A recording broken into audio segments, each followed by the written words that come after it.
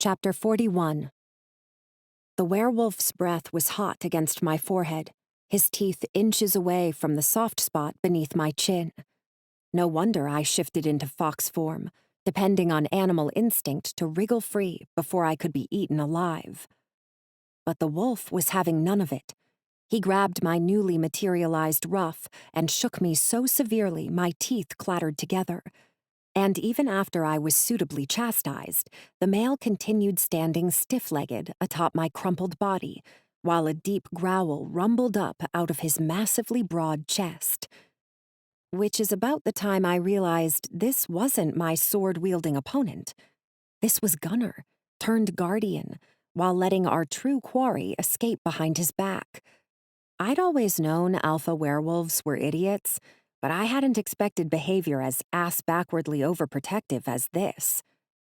Unfortunately, I couldn't shift forms in order to berate him, not when the reservoir of magic within my belly had gone quiescent with exhaustion, refusing to even create a minor electrical shock to tingle against Gunnar's skin.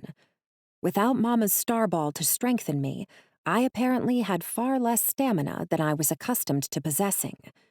So I lay there panting, unable to so much as twitch without provoking another growl from the alpha straddling my body. Meanwhile, the anonymous being who had paid for my sister's kidnapping after killing 2 innocent humans disappeared without a trace. We might have remained stuck in that stalemate all night, too, had a trickle of smoke not emerged from the changing room at the end of the hall. The candle, I thought at first, shoulders relaxing back down away from around my ears. But the stench flowing over us was too foul to have emerged from one small chunk of wax and cotton.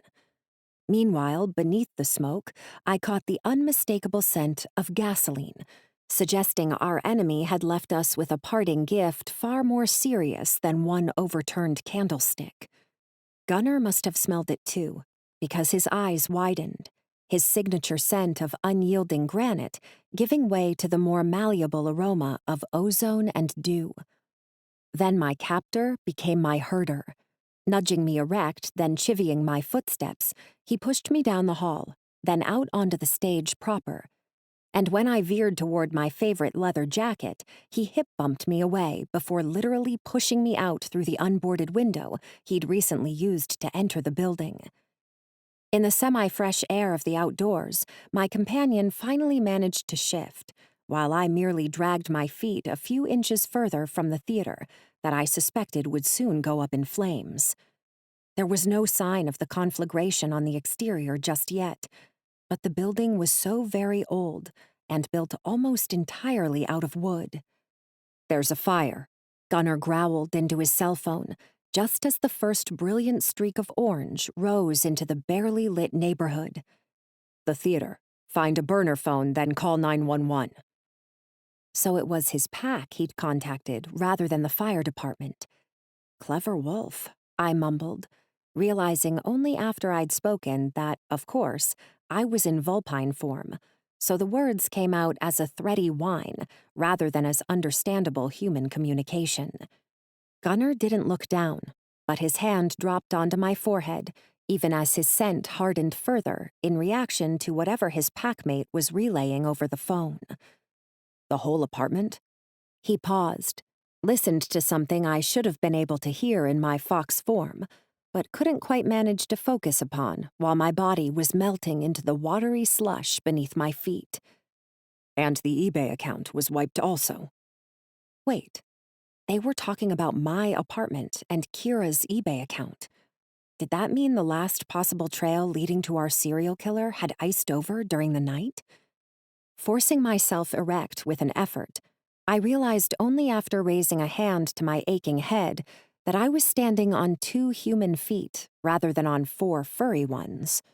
No wonder I was shivering, the effort of the shift creating a watery haze that obstructed my view. Those weren't tears, I told myself. Not over a rented space that had formed the bare minimum shelter necessary to keep body and soul together, rather than representing any sort of home. By the time I'd blinked the obstruction out of my eyes, Gunnar was already slipping into his clothes and turning off his phone. Here, my companion told me, pulling Alan's sweatshirt over my head, far more gently than I'd thought him capable of, before thrusting the matching sweatpants and Kira's shoes into my arms. We need to make tracks. So we ran away from the flaming theater together, fled toward a shiny SUV that promised to carry us to a tremendous mansion, nothing like the rat-infested apartment I was used to. And all I really noticed along the way was the fact that the vehicle's heated seats eased a tiny bit of the chill away from my frozen heart. It would have taken a full-fledged sauna to heat me through at that moment, though, and I reached into my mind, hoping for a proverb, any proverb, instead of the terrible silence that resolutely filled my brain like a thick blanket of snow. I think I made a terrible mistake, I murmured, only realizing I'd spoken aloud when Gunnar glanced toward me, cocking his head in question. Your sister's safe, he offered, when my flood of self-recrimination became dammed into silence by the dryness of my throat. For now, I countered, voice croaking as I forced further explanation out through parched lips. But I just gave a serial killer power over my mother's starball, and if I lose custody of Kira... Then a water bottle was being inserted between my trembling fingers, a large hand guiding mine up to tilt the much-needed moisture into my mouth. You're among wolves now, Gunnar promised, the words far less ominous than they would have been 1 week prior. Our pack will solve this together. And even though I'd been trained since birth to catch sight of a werewolf, then run in the opposite direction as quickly and stealthily as possible, I believed the words of the alpha beside me, sank back against the buttery leather seat, and relaxed into acceptance. I was no longer alone. Together, Gunnar and I would figure this out. The end. Did you enjoy Wolf's Bane? If so, you won't want to miss Mai's second run-in with the stealer of her mother's starball in Shadow Wolf. Or why not take a quick side trip and learn more about kitsunes, how Gunnar came to term with Mai's identity, and what Kira thought of moving in with werewolves in the moon-marked bonus pack, free when you sign up for my email list at www.amyeasterling.com. To sweeten the pot, I'll throw in 2 additional werewolf novels, so you don't have to come up for air for days. Thanks for listening. You are why I write.